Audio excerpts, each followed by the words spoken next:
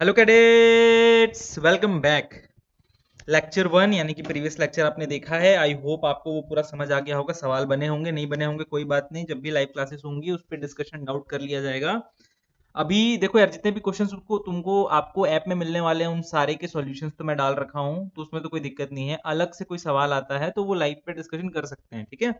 Alphabet analogy हमने पढ़ लिया था, चैप्टर 1 शुरू कर चुके हैं अपन। एनालॉजी चैप्टर का नाम है एनालॉजी, और उसमें पहला था alphabet anal sorry word analogy. और अभी हम पढ़ने वाले हैं नंबर एनालॉजी। सेकंड जो है वो है नंबर एनालॉजी। नंबर एनालॉजी पढ़ने के लिए आपको याद रखना है कि तरीका वही है जो वर्ड एनालॉजी में था। वर्ड एनालॉजी में क्या था, दो शब्द दिए थे, उनके बीच का रिश्ता पता करना था आपको अपने से, तो उनका रिलेशन अगर आपने ढूंढ लिया, फिर वो रिलेशन यूज करके नेक्स्ट में एक शब्द दिया था और रिलेशन यूज करके उसका आंसर निकालना था, ठीक है। तो नंबर एनालॉजी में भी सेम चीज करना है। दो नंबर्स देंगे, उनके बीच का रिश्ता ढूंढना है, उनके बीच का रिलेशन ढूंढना है, और वो रिलेशन यूज करके अगला नंबर प्रिडिक्ट करना है। सवाल करेंगे, समझ आ जाएगा, बिल्कुल सेम टू सेम है। वर्ड एनालॉजी की टाइप से ही, वर्ड एनालॉजी में वर्ड्स यूज होते थे, नंबर एनालॉजी में नंबर यूज होगा। इसमें चार टाइप के क्वेश्चन आ सकते हैं आपके एग्जाम्स में। जनरली ये चार टाइप्स के क्वेश्चन आते हैं, इससे भी ज्यादा टाइप्स होते हैं बड़े क्लासेस में जब आप यूपीएससी या फिर कैट वगैरह की प्रिपरेशन करेंगे।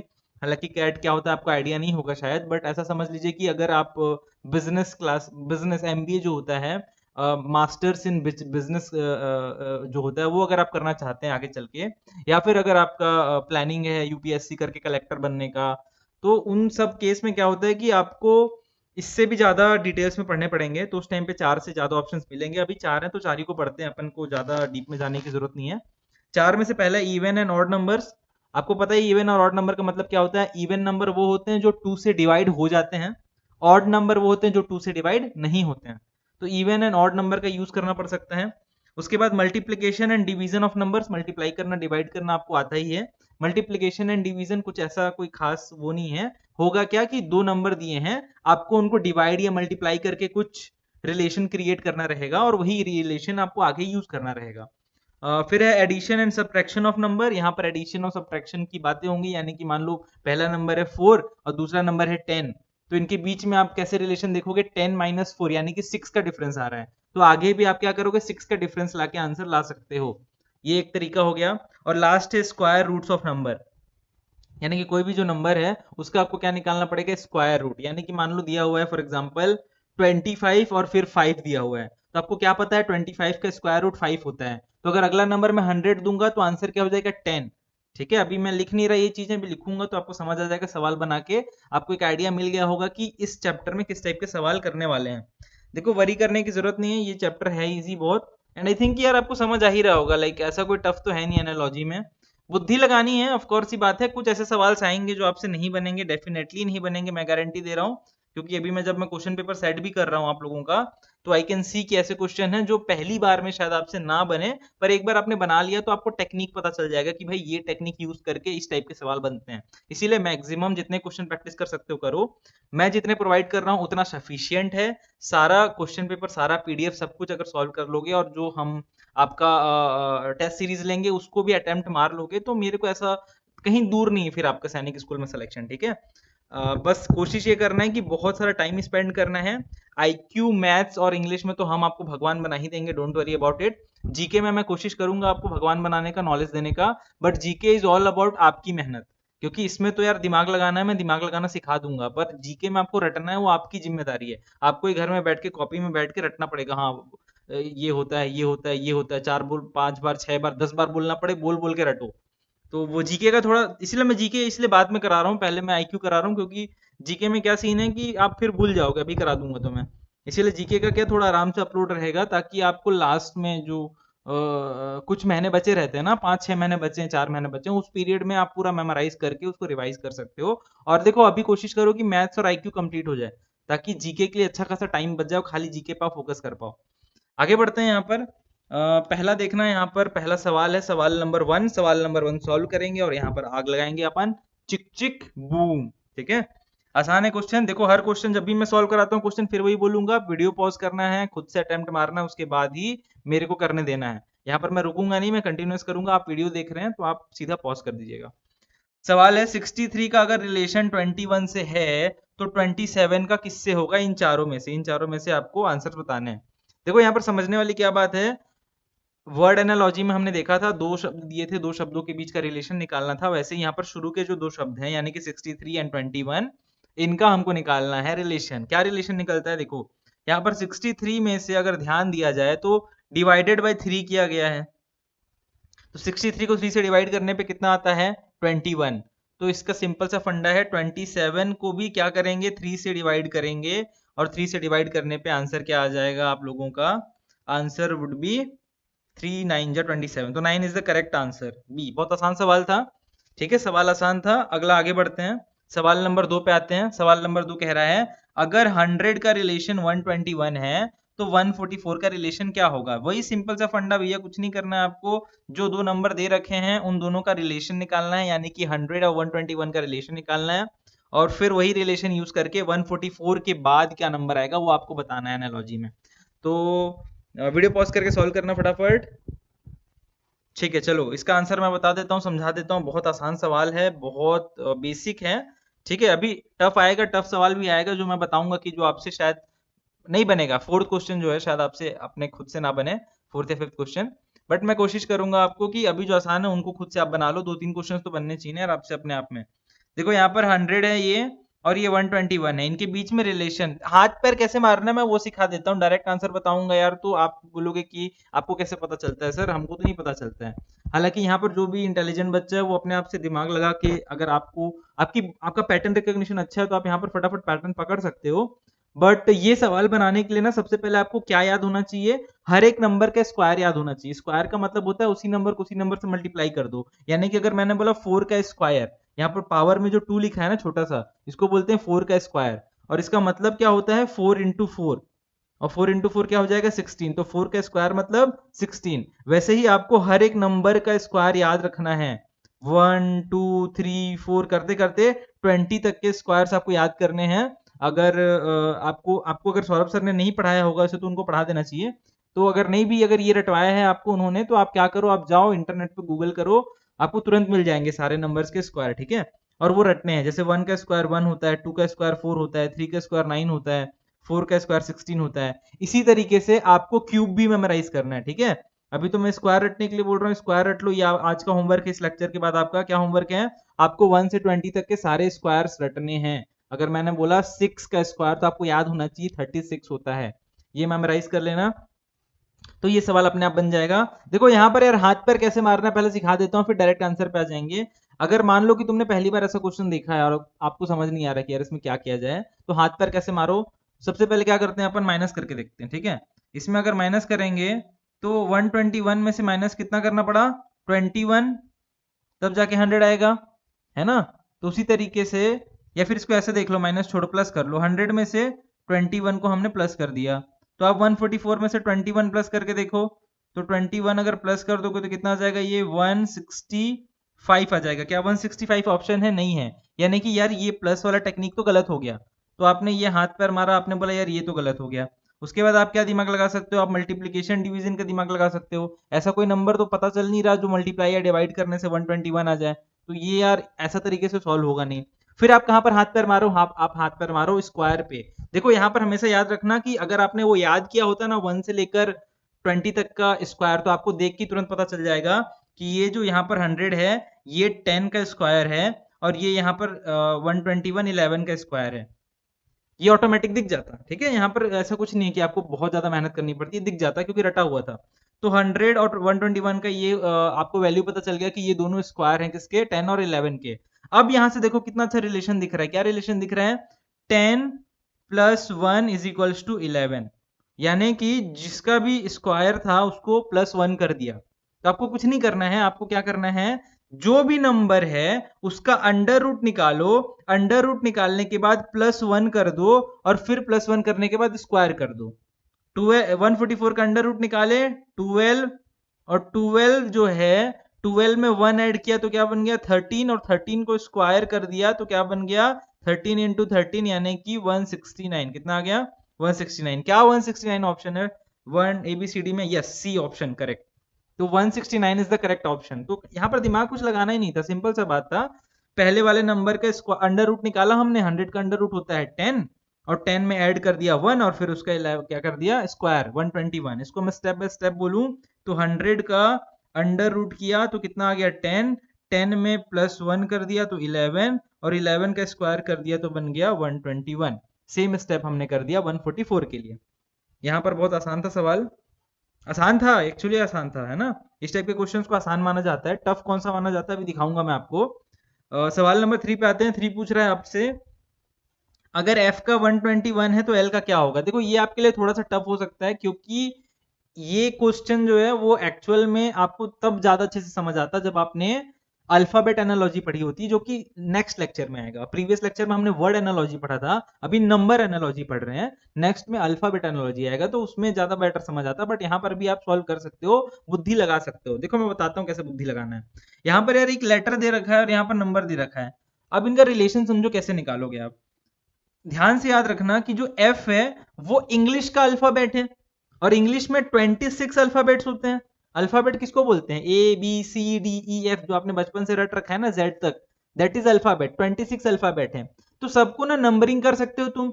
नंबरिंग इन द सेंस, ए पहला पहला अल्फाबेट है ए, यानी कि ए को क्या बोल दिया 1, तो ए को क्या बोल दिया 1। B second alphabet 2, third alphabet C 3। वैसे ही करते हुए आप एफ का बता सकते हो। एफ क्या हो जाएगा ऐसे में, एफ इक्वल टू 6 है कि नहीं। हाँ, तो आपका टारगेट क्या रखना है आपको, कि लेटर को या अल्फाबेट को, इसको लेटर भी बोलते हैं, लेटर या अल्फाबेट, इनको क्या करना है आपको, कन्वर्ट करना है नंबर में। और नंबर में कन्वर्ट करने के बाद क्या होगा, आपको रिलेशन दिखने लग जाएगा। कैसे दिखेगा, एफ क्या है 6th अल्फाबेट है, अभी 6 नंबर में बदल गया, अगला भी जो डेटा दिया हुआ है वो भी नंबर है 216। अब इसका रिलेशन कैसे आपको दिखेगा, 6 का क्यूब होता है 216, 6 का क्यूब, 6 का क्यूब मतलब 6 इंटू 6 इंटू 6, तो 6 का क्यूब होता है 216। तो सेकेंड होमवर्क इस वीडियो के बाद आपको याद करने का क्या मिल गया, कि हर एक नंबर का स्क्वायर तो आपने याद किया ही है, जो कि होमवर्क है आपका, उसके साथ साथ में आपको क्यूब भी हर एक नंबर का याद करना है। मतलब 1 का क्यूब 1, 2 का क्यूब 2, 2 जा 4, 2 3 2 2 जा 4, 4 2 जा 8, तो 2 का क्यूब 8 होता है। 3 का क्यूब 3 इंटू 3 इंटू 3, यानी कि 3 3 जा 9, 9 3 जा 27, तो 27। वैसे ही 4 का क्यूब, 4 का क्यूब हो जाएगा 4 4 जा 16, 16 4 जा 64। ऐसा करते हुए आपको पूरे 20 तक के निकालने हैं, और आपको 20 का क्यूब याद करना है, तो फिर ये सवाल बनेगा। तो यहाँ पर क्या देखा आपने कि 6 का क्यूब क्या होता है 216। तो यहाँ पर मेरे को कैसे पता चला ये चीज, क्योंकि मेरे को याद है कि किसका क्यूब कितना होता है। अब आपको क्या करना है, नेक्स्ट में क्या पूछ रहा है, एल के लिए क्या होगा। तो कुछ नहीं भैया, एल के लिए आप पहले क्या निकालो, उसका अल्फाबेट में पोजीशन निकालो। जैसे कि एफ का 6th पोजीशन था, वैसे ही एल का पोजीशन निकालो। तो गिनना शुरू करना, A B C D E F G H I J, 10 हो गए। के एल 2 और, यानी कि 12th। तो एल कौन से पोजीशन पे आता है, 12th पोजीशन पे आता है। अब आपको क्या करना है आंसर लाने के लिए, 12 इंटू 12 इंटू 12, यानी कि 12 का क्यूब। सॉल्व करो, अगर याद है तो डायरेक्ट आंसर आ जाएगा, और अगर याद नहीं तो तुरंत सॉल्व भी कर सकते हो। 12 12 जा 144 होता है, ये हमको स्क्वायर याद करने पे पता था, इंटू 12 बचा, सॉल्व करोगे 12 4 जा 48, हाथ में गया 4, 12 4 जा 48 और 4 हो गया 52, यानी कि 5 ऊपर गया, और 12 1 जा 12, और 12 और 5 हो जाएगा 1728, यानी कि option number 1 is the correct answer, option A is the correct answer. देखो कितना आसान था सवाल, लेकिन ये तभी बनता जब आपको स्क्वायर और क्यूब याद हो हर एक नंबर का 20 तक एटलीस्ट, ठीक है। 1 to 20 आप याद कर लो हर किसी के स्क्वायर और क्यूब। आज की वीडियो के बाद ये होमवर्क है, अगर आपने नहीं किया तो मैं अच्छे से कूटूंगा, हालांकि ऑनलाइन है तो कूट तो सकता नहीं आपको मैं, लेकिन अगर इस वीडियो को आपके साथ आपके पेरेंट्स देख रहे हैं तो प्लीज आप अपने बच्चों को ये मेमोराइज करा दीजिए, बहुत इंपॉर्टेंट है, इसके बिना बहुत सारे सवाल छूट जाएंगे जो बहुत आसान होंगे, ठीक है। सवाल नंबर 4 पे आते हैं। सवाल नंबर 4 और 5 दो क्वेश्चन और बचे हैं जो थोड़े से टफ हैं, थोड़ा दिमाग लगाना पड़ेगा। वीडियो पॉज करके हाथ पैर मारो, उसके बाद बताना। नहीं भी बनेगा तो कोई दिक्कत नहीं, क्योंकि मैं ज्यूम करके चल रहा हूँ कि पहली बार में ये दो क्वेश्चंस नहीं बनेंगे, थोड़े ट्रिकी क्वेश्चन है, थोड़े अलग है, ठीक है। चलो बढ़ते हैं यहाँ पर। सवाल में दोनों नंबर देख लिया, पहला 18 दूसरा 27, इनके बीच का रिलेशन हमको पता करना है, क्या रिलेशन है, लेट्स सी व्हाट हैपेंस। 18 और 27 का रिलेशन, आप पहले हाथ पैर कैसे मारोगे, हाथ पैर अभी हाथ पैर मार रहा हूँ, आंसर नहीं बता रहा हूँ।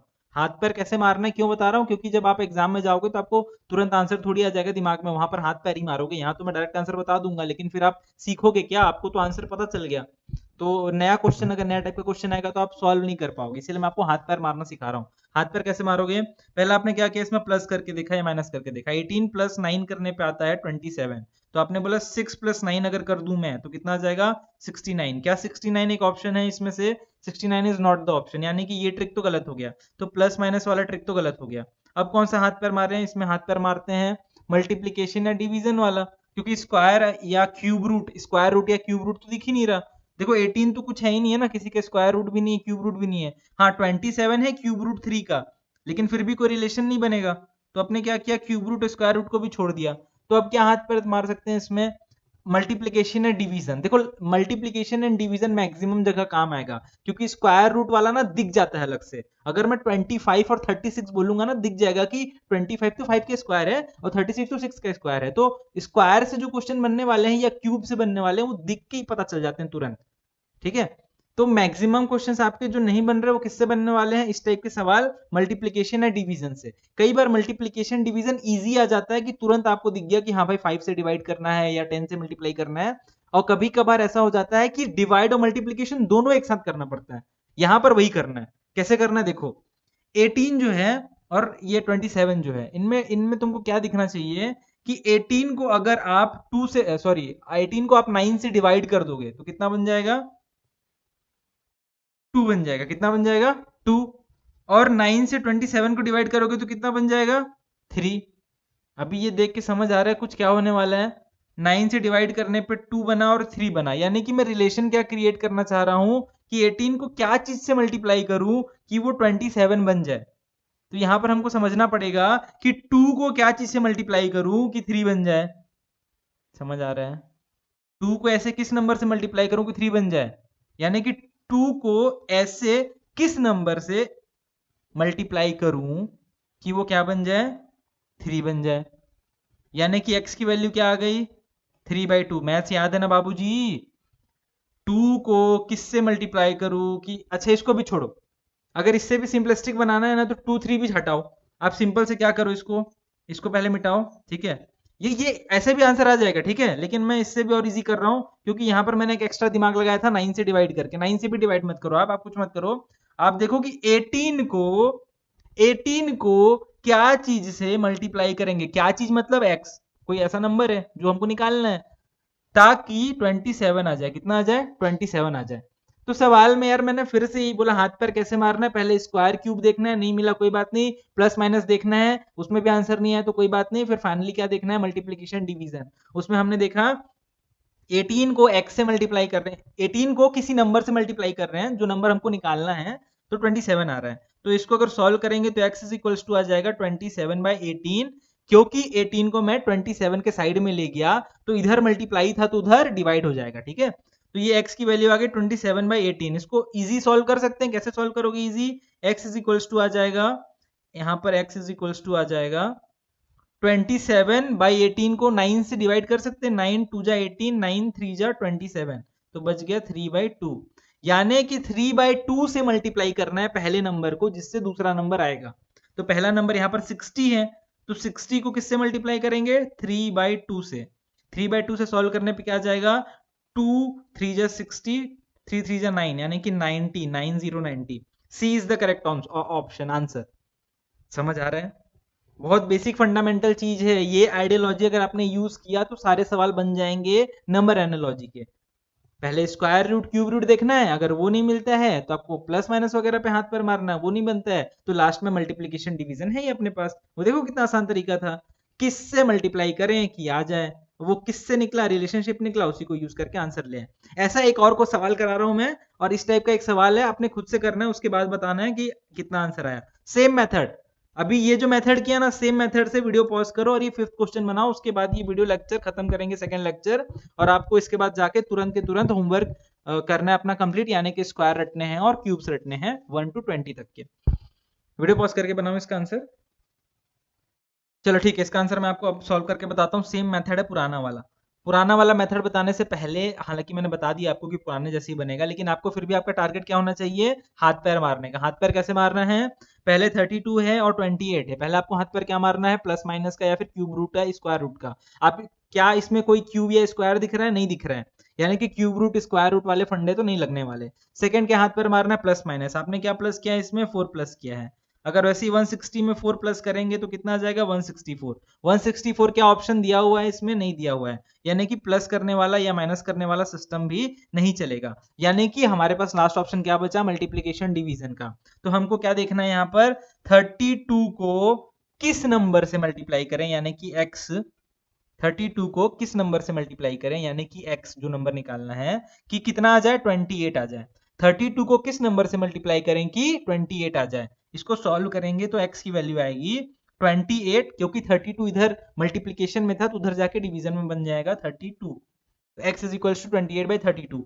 4 7 जा 28, 4 8 जा 32, यानी कि यहां से हमारा आता है x इज इक्वल टू 7/8। ये अभी आंसर नहीं है ना 7/8, ये हमको रिलेशनशिप मिला है इन दोनों नंबर्स के बीच में। 32 और 28 के बीच का रिलेशन क्या है? 32 को 7/8 से मल्टीप्लाई किया, यानी कि पहले नंबर को 7/8 से मल्टीप्लाई करना है। यहाँ पर पहला नंबर 160 है, 160 को हम मल्टीप्लाई करेंगे 7/8 से, तो जो आंसर आएगा वही करेक्ट आंसर होगा। तो यहाँ पर देखोगे तो 8 1 जा 8, 8 2 जा 16, 20, 20 इंटू 7, 20 इंटू 7, सॉल्व करने पे आ जाएगा 140। 140 is the correct answer, D is the correct answer. कितना आसान था, आप खुद सोच के देखना ऐसे सवाल बनाना, ठीक है। और अभी ये जो ट्रिक है ना, ये भूल जाओगे अगर इस पे और सवाल नहीं बनाए तो जो भी पीडीएफ अवेलेबल होता है आपके पास उसको सॉल्व करना है, जब भी होमवर्क में सॉल्व करना है। एक बार ये लेक्चर खत्म हो जाएगा, पूरा लेक्चर 2 लेक्चर 3 सारे कंप्लीट हो जाए, अल्फाबेट एनालॉजी भी कंप्लीट हो जाए, उसके बाद पीडीएफ सॉल्व करने के लिए बैठ जाना और सॉल्व करना, हाथ पैर मारना, ठीक है। उसके बाद सॉल्यूशन तो मैं बनाऊंगा, तो उसमें आप फिर आप देख सकते हो कि आपका आंसर सही आ रहा था कि नहीं आ रहा था, या कहीं डाउट था, तो वो पता चल जाएगा। तो यहाँ पर मैं एंड करना चाहूंगा नंबर एनालॉजी। नेक्स्ट लेक्चर पे हम लोग अल्फाबेट एनालॉजी पढ़ेंगे। वर्ड एनालॉजी और नंबर एनालॉजी जैसा ही है, बट उसमें एक नया चीज आपको मेमोराइज करना है या समझना है, जो ऑलरेडी थोड़ा सा हिंट दे चुका हूं मैं सवाल नंबर 3 पे। यहाँ पर सवाल नंबर 3 पे जो एक नया हिंट दिया था ना मैंने, एफ का 6th पोजीशन है, एल का 12th पोजीशन है, वही चीजें मैं वापस थोड़े डिटेल में आपको पढ़ाने वाला हूँ, किसमें?